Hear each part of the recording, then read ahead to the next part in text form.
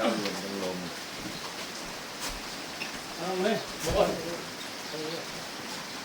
เอาอย่างนี้ ลงคือเก้า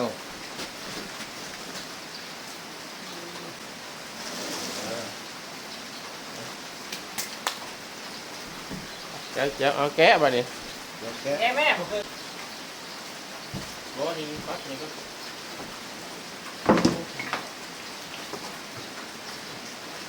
เอาที่ดินมันเลย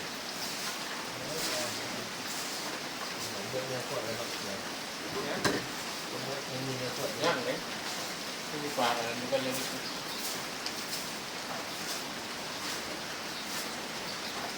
โอเคตัดนกนกตะกอนแล้วรอไปเรื่อยๆตะกอนรอไปเรื่อยๆไปนะ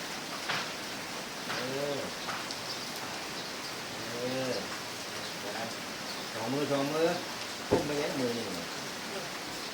ค่อยติด เปิดที่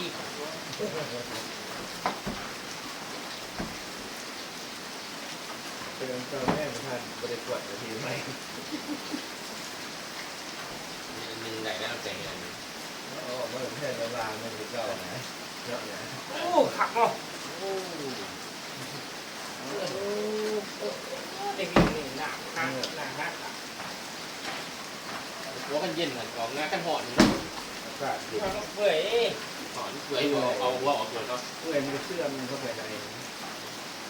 นี่จะเอาเล็กแล้ววันนี้มาจอดเด้อจอดพ่วงมาเด้อจอดพ่วงไว้เด้อ นั่นเลย แม่นี่ เจ็บตาเลยเนี่ย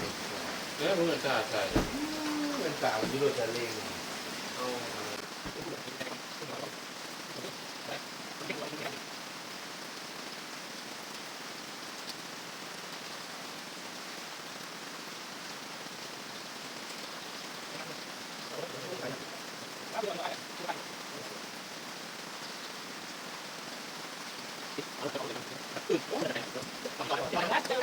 มีอยู่นะ เฮ้ยลูก ฮะ